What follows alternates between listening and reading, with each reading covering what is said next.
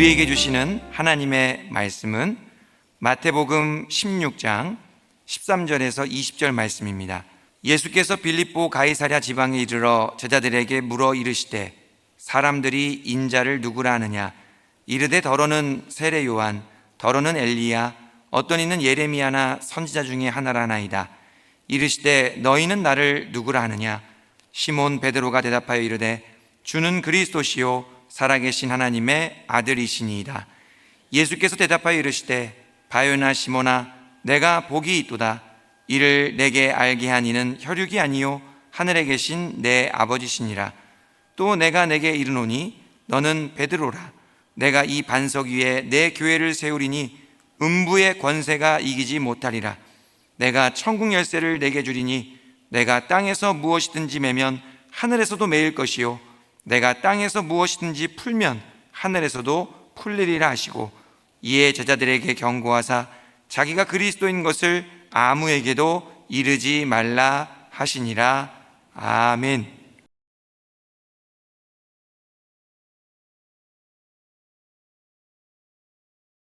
학창 시절에 열심히 시험 공부를 했었습니다. 중간고사, 기말고사를 볼 때면 밤 늦게까지 공부를 하곤 했었죠. 어느 날은 내일 시험 볼 과목을 위해서 열심히 공부를 하고 있었습니다. 시험 범위를 확인하고 처음부터 끝까지 꼼꼼하게 외워서 다 맞으려고 노력을 했습니다. 양이 생각보다 많더라고요. 잘 외워지지도 않고 힘들었습니다. 포기할까 생각이 들기도 했지만 그래도 끝까지 최선을 다해서 공부했습니다. 그 다음 날이 되었습니다. 제가 시험을 잘 봤을까요? 못 봤을까요? 예. 너무 크게 얘기하시네요. 네, 정답입니다. 잘 못 봤어요. 생각보다 점수가 잘 나오지 않았습니다. 그런데 어제 독서실에서 같이 공부하다가 먼저 간 친구는 저보다 점수가 더 잘 나왔습니다. 내가 더 늦게까지 공부했는데, 내가 더 열심히 했다라고 생각했는데 결과가 그렇지 않아서 속상했던 적이 있었습니다. 그래서 그 친구에게 가서 너는 어떻게 공부했니? 라고 이렇게 물어봤죠. 그랬더니 그 친구의 대답은 간단했습니다. 선생님께서 중요하다고 가르쳐 주신 것만 열심히 외웠다는 거예요. 그 순간 제가 시험을 왜 못 봤는지를 깨달았습니다. 그 이유가 무엇입니까? 중요한 게 뭔지를 모르고 모든 것을 다 외우려고 하다 보니까 점수를 잘 맞기가 어려웠던 것이죠. 핵심이 아닌 것들에 저도 열중을 했던 것입니다. 우리는 살아가면서 항상 중요한 것이 무엇인지를 깨달아야 합니다. 그리고 그것에 집중할 수 있어야 하는 것이죠. 그렇지 않으면 우리의 소중한 삶을 엉뚱한 곳에 허비할 수 있기 때문입니다. 오늘 말씀에서는 예수님께서 제자들을 불러 모아놓으시고 가장 중요한 것이 무엇인지를 알려주고 계십니다. 그것은 이 땅에서 가장 위대한 일이며 가장 본질적인 일입니다. 오늘 우리 예수님의 가르침을 통해 저와 여러분도 중요한 것을 놓치지 않게 되기를 간절히 바랍니다. 오늘 말씀을 통해 우리의 삶 속에서 가장 중요한 것을 꼭 붙잡고 살아가시게 되기를 소망합니다. 마태복음 16장은 예수님의 공생의 사역이 이제 2년 반 정도 되었을 때의 이야기입니다. 예수님의 공생애가 3년 정도임을 감안할 때에 거의 막바지에 이른 것이지요. 그동안 제자들은 예수님과 함께하면서 수많은 기적들을 체험했습니다. 청각 장애인들의 귀가 열리고요, 말 못하던 이들이 말을 하게 되며 시각 장애인들이 앞을 보게 되는 놀라운 일들을 경험했습니다. 오병이어로 5,000명 이상이 배불렀을 뿐만 아니라 귀신도 쫓겨나는 놀라운 체험도 했습니다. 공생의 사역이 이제 클라이막스에 이르렀을 때에 우리 주님께서 제자들을 한 곳에 불러 모으셨어요.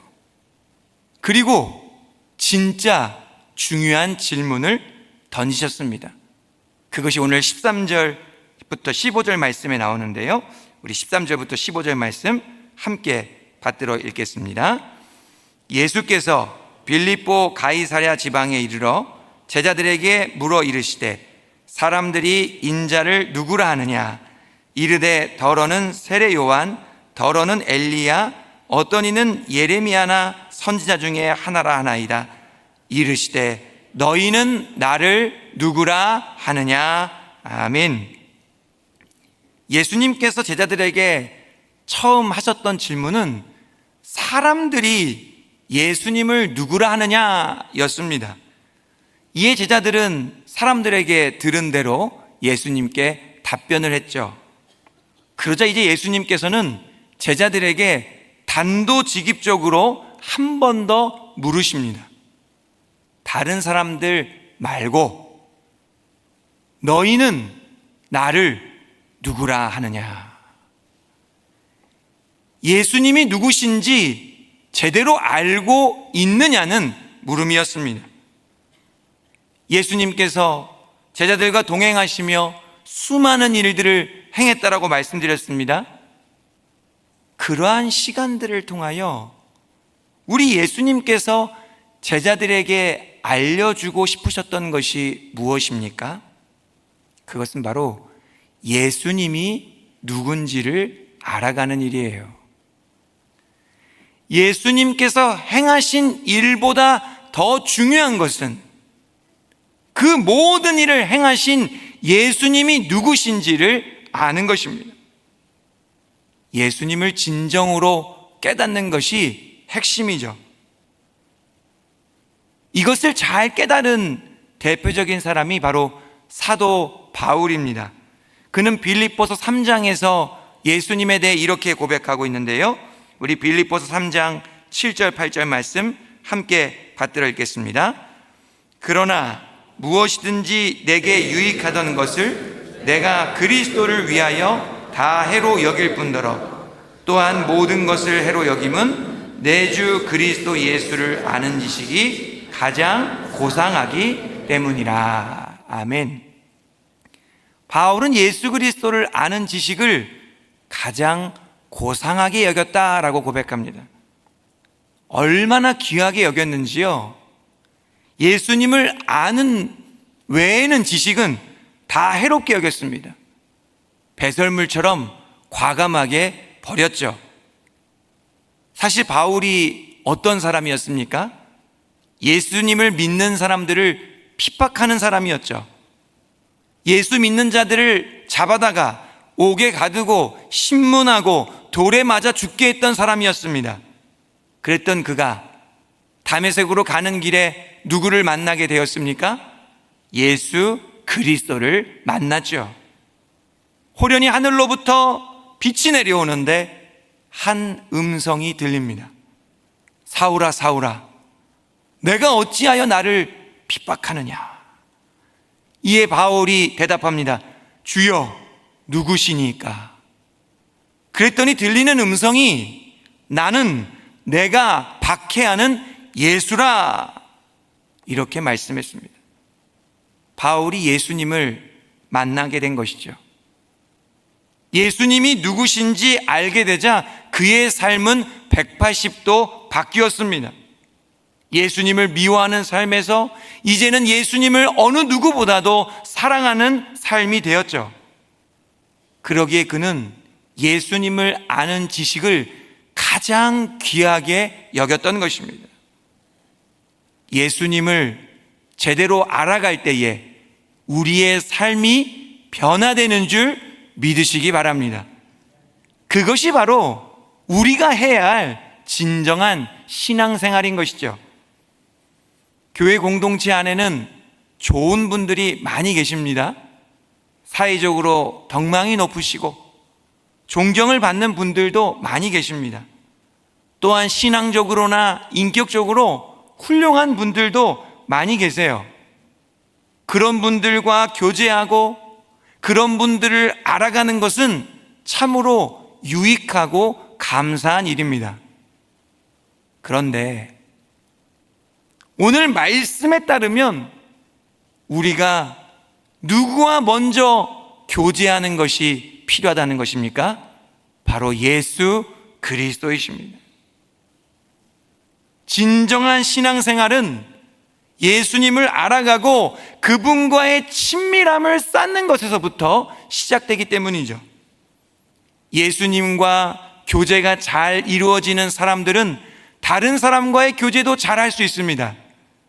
그러나 예수님과의 교제가 잘 안 되는 분들은 다른 사람과의 교제에서도 말썽이 일어나기 쉽습니다.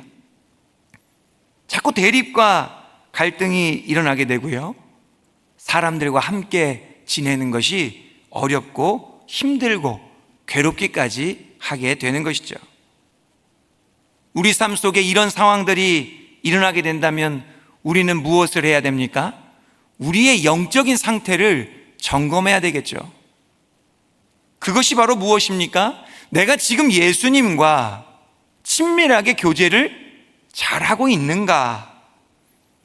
그 교제 속에서 내가 예수님을 지금 제대로 알아가고 있는가를 확인해야 됩니다. 왜냐하면 예수님을 제대로 알아가는 것은 우리 신앙생활의 가장 기본이자 기초가 되기 때문입니다. 예수 그리스도를 제대로 알아가는 것을 통하여 행복하고 즐거운 신앙생활을 해나가는 저와 여러분들이 되기를 바랍니다. 신앙의 핵심을 물으시는 예수님의 질문에 시몬 베드로가 잘 대답했습니다. 우리 16절 말씀인데요, 우리 베드로의 대답을 함께 받들어 읽겠습니다.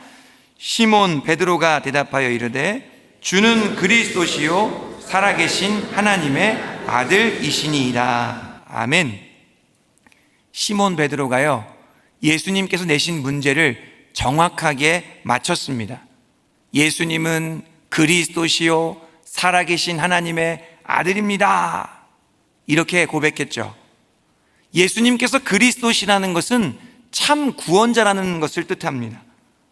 또한 예수님께서 살아계신 하나님의 아들이라는 것은 예수님은 하나님과 동일한 분이라는 뜻이죠. 한마디로 베드로는 예수님을 누구라고 고백한 것입니까? 유일하신 참 하나님이라고 고백한 것입니다. 여기서 베드로가 이러한 고백을 드렸던 장소가 중요합니다. 그 장소는 바로 빌립보 가이사랴였죠.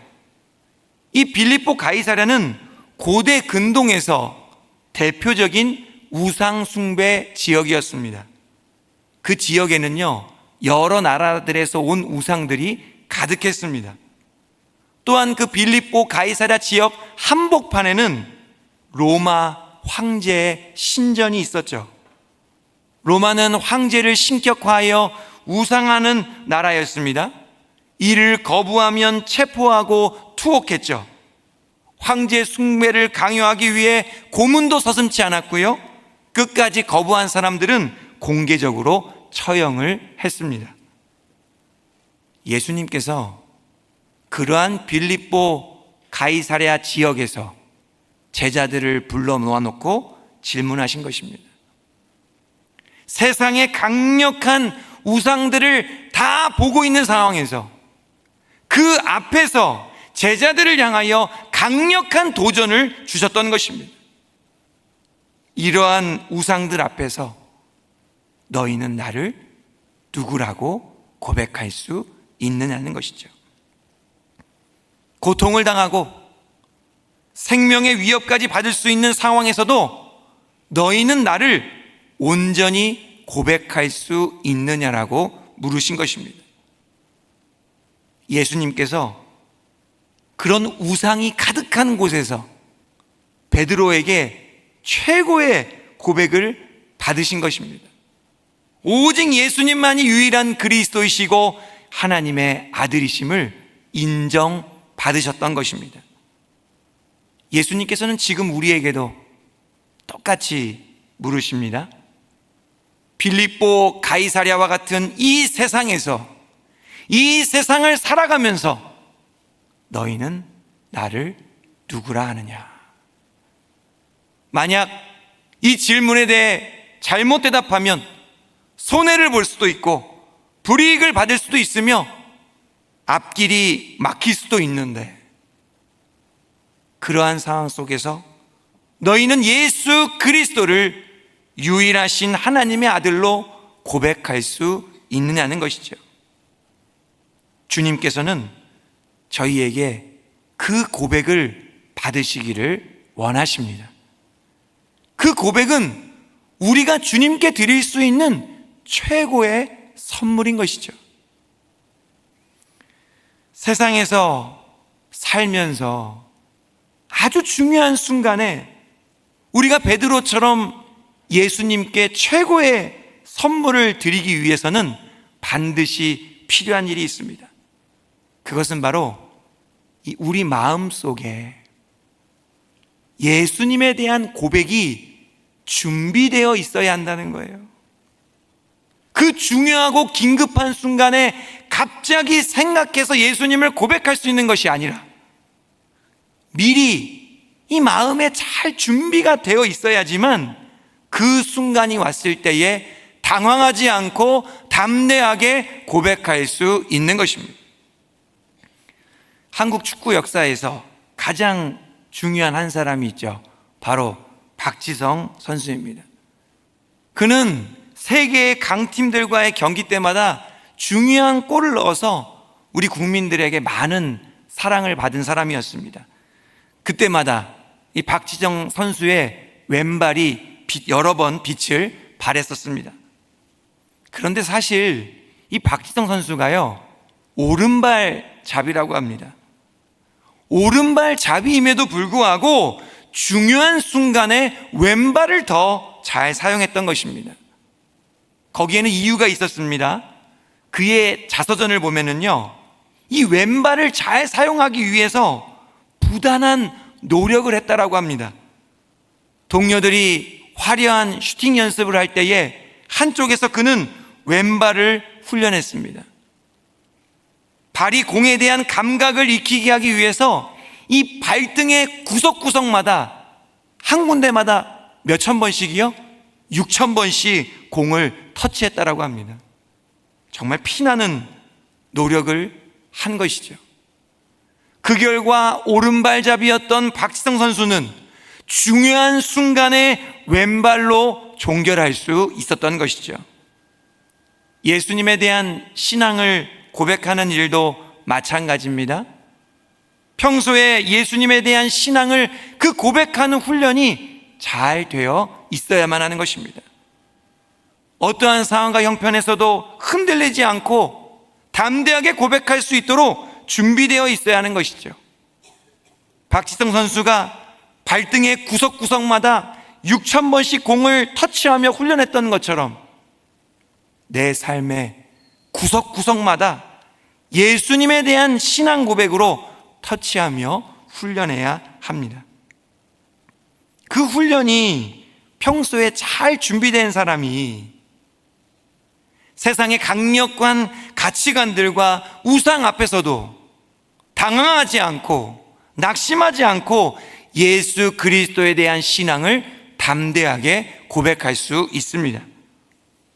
베드로 사도는요, 이러한 훈련에 대하여 이렇게 말씀하는데요, 베드로전서 3장 15절 말씀입니다. 우리 함께 받들어 읽겠습니다. 너희 마음에 그리스도를 주로 삼아 거룩하게 하고 너희 속에 있는 소망에 관한 이유를 묻는 자에게는 대답할 것을 항상 준비하되 온유와 두려움으로 하고. 아멘. 대답할 것을요, 항상 준비하라고 권면합니다. 온유와 두려움으로 준비하라고 말씀하는 것이죠. 우리는 빌립보 가이사랴와 같은 세상을 살아가고 있습니다. 빌립보 가이사랴는 돈, 성공, 쾌락, 자기 숭배 등과 같은 현대판 우상들을 상징적으로 나타내는 것이죠. 예수님께서 그 빌립보 가이사랴와 같은 곳에서 우리에게 고백을 받으시기 원하신다는 거예요. 베드로가 드렸던 것과 같은 최고의 고백을 받으시기를 원하십니다. 세상은 끊임없이 우리를 유혹하고 핍박합니다. 우리로 하여금 어떻게든 예수님으로부터 조금 더 멀어지게 하려고 애를 씁니다. 그러한 순간에 필요한 것이 무엇입니까? 바로 예수님에 대한 진정 어린 믿음의 고백인 것이죠. 그 고백을 드리기 위해서 우리는 평소에 온유와 두려움으로 예수님에 대한 고백을 잘 준비해야 하는 것입니다. 예수님에 대한 신앙 고백을 잘 훈련하심으로 중요한 순간에 예수님께 칭찬을 받으시는 저와 여러분들이 되기를 바랍니다. 이 빌립보 가이사랴에서 드렸던 베드로의 고백이 예수님의 마음에 쏙 들었어요. 평소에 덤벙대고 실수가 많았던 베드로였는데 이번만큼은 예수님께 최고의 칭찬을 받았죠. 그러면서 하신 말씀이 그 베드로의 완벽한 고백 위에다가 내가 교회를 세우겠다라고 말씀하십니다. 18절, 19절 말씀인데요. 우리 18절, 19절 말씀 함께 받들어 읽겠습니다. 또 내가 내게 이르노니 너는 베드로라. 내가 이 반석 위에 내 교회를 세우리니 음부의 권세가 이기지 못하리라. 내가 천국 열쇠를 내게 주리니 내가 땅에서 무엇이든지 매면 하늘에서도 매일 것이요 내가 땅에서 무엇이든지 풀면 하늘에서도 풀리리라 하시고. 아멘. 예수님의 말씀에 의하면요, 교회는 음부의 권세를 이깁니다. 교회는 이 세상의 어떤 권세보다 뛰어난 예수님의 권세를 소유하고 있기 때문이죠. 또한 교회는 예수님으로부터 천국 열쇠도 받았습니다. 땅에서 천국 문을 원격으로 열고 닫을 수 있는 예수님의 능력을 갖고 있다는 것입니다. 한마디로 교회에는 무엇이 있습니까? 예수님의 권세, 예수님의 능력이 교회에 있다라는 것입니다. 그런데 이 예수님께서 이렇게 놀라운 능력과 권세를 가진 교회를 어디에 세우셨습니까? 베드로의 고백 위에 세우셨다는 거예요. 그 말은 예수님을 바르게 고백하는 모든 사람들이 바로 교회라고 말씀하는 것입니다. 우리 각자가 예수님을 주로 고백할 때에 그 고백 위에 예수님의 권세, 예수님의 능력이 임하게 된다는 것입니다. 예수님의 권세와 능력을 교회는 사용할 수 있게 되었던 것이죠. 베드로는 교회로서 이 예수님의 권세와 능력을 제대로 사용했던 사람입니다. 사도행전 3장에 보면 베드로와 요한이 성전에 올라가고 있었습니다. 성전 문에는 나면서부터 못 걷게 된 이가 있었죠. 그는 베드로와 요한을 보며 구걸했습니다. 그때 바로 그 순간 베드로가 예수님의 권세와 능력을 사용했죠. 사도행전 3장 6절 말씀인데요, 우리 사도행전 3장 6절 말씀 함께 받들어 읽겠습니다. 베드로가 이르되 은과 금은 내게 없거니와 내게 있는 이것을 내게 주노니 나사렛 예수 그리스도의 이름으로 일어나 걸으라 하고. 베드로가 이렇게 이야기했더니요, 그 순간에 나면서 못 걷게 된 사람이 벌떡 일어났습니다. 서서 걸으며 성전을 뛰어다니고 하나님을 찬송하는 놀라운 일이 일어났죠. 저와 여러분에게도 예수님의 권세와 예수님의 능력이 있는 줄 믿으시기 바랍니다. 베드로처럼 예수님의 권세와 능력을 우리는 어떻게 사용할 수 있을까요? 먼저는요, 그 권세와 능력으로 지쳐 쓰러져 있는 우리 자신을 일으켜 세워야만 합니다. 다시 한번 걷게 하고 다시 한번 뛰게 하면서 하나님만을 찬송할 수 있도록 해야 하는 것이죠. 내가 나 자신에게 명령하노니 나사렛 예수 그리스도의 이름으로 일어나 걸으라. 낙심하고 절망한 내 삶은 다시 일어나 뛸지어다. 다시 일어나 하나님을 찬송할지어다. 이렇게 스스로에게 주님의 권세와 능력을 선포해야 한다는 것입니다. 믿음으로 선포할 때에 우리 삶에 놀라운 역사가 일어나게 될 줄 믿습니다. 그렇게 나 자신을 일으킨 다음에는 누구를 일으켜 세워야 하겠습니까? 바로 우리 옆에 있는 사람들이죠. 사랑하는 동역자들, 친구들, 가족들을 향해 예수님의 권세와 능력을 선포해야 되는 것입니다. 내가 사랑하는 믿음의 동역자들에게 명령하노니 나사렛 예수 그리스도의 이름으로 일어나 걸으라. 깨지고 상한 관계들은 회복될지어다. 다시 힘을 합쳐 하나님만을 찬송할지어다. 아멘. 이렇게 사람을 살리고 회복시키는 것, 공동체를 일으켜 세우는 것이 바로 하나님의 뜻입니다. 이 일을 위해 하나님께서는 교회에게 예수님의 권세와 능력을 주셨던 것이죠. 말씀을 준비하면서 예수님의 권세와 능력을 묵상하는데 한 찬양이 떠올랐습니다. 예수의 이름으로 나는 일어서리라 라는 찬양인데요, 가사가 이렇습니다. 주가 주신 능력으로 나는 일어서리라. 원수가 날 향해 와도 쓰러지지 않으리. 주가 주신 능력으로, 주가 주신 능력으로, 주가 주신 능력으로 일어서리. 우리 시간 이 찬양 함께 한번 드렸으면 좋겠습니다.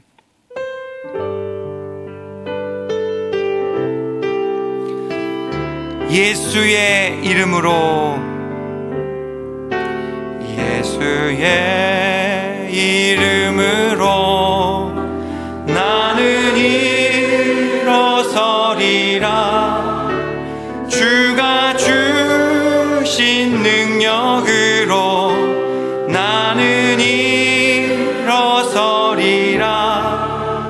원수가 날 향해 와도 쓰러지지 않으리. 주가 주신 능력으로, 주가 주신 능력으로, 주가 주신 능력으로 일어서리. 다시 한번 예수의 이름으로, 예수의 이름으로 나는 일어서리라. 주가 주신 능력으로 나는 일어서리라.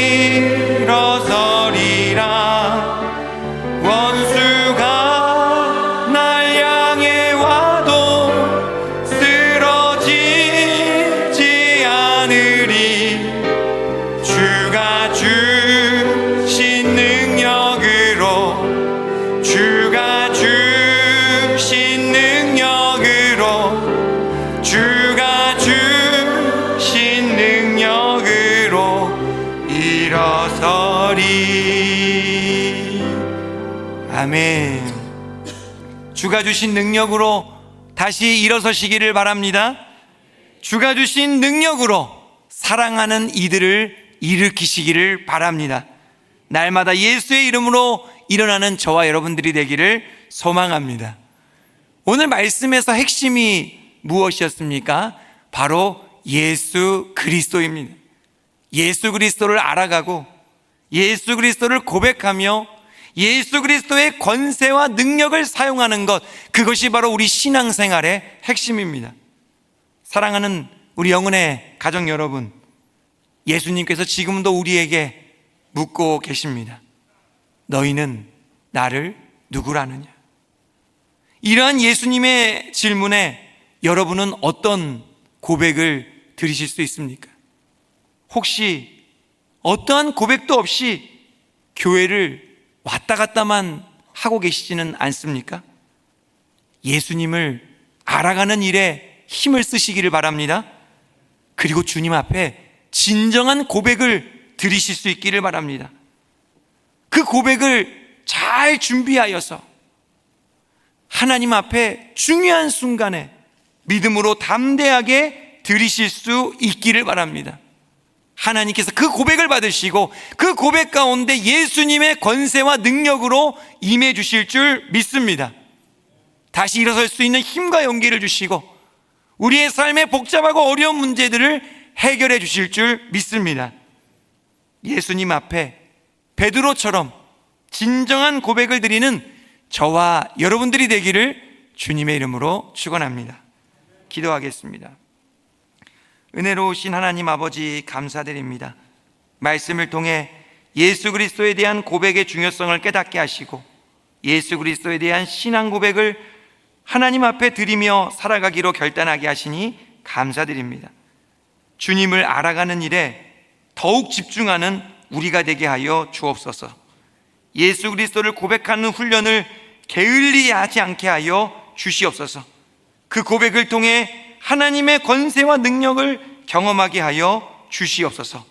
그리하여 우리가 가는 곳곳마다, 우리가 만나는 사람들마다, 우리가 머무는 자리마다 진정한 부흥과 회복을 경험하며 아름다운 신앙의 색으로 입혀지는 예수 그리스도의 제자들이 다 되게 하여 주시옵소서. 우리 삶의 참된 본질이 되시는 예수님의 이름으로 기도하옵나이다. 아멘.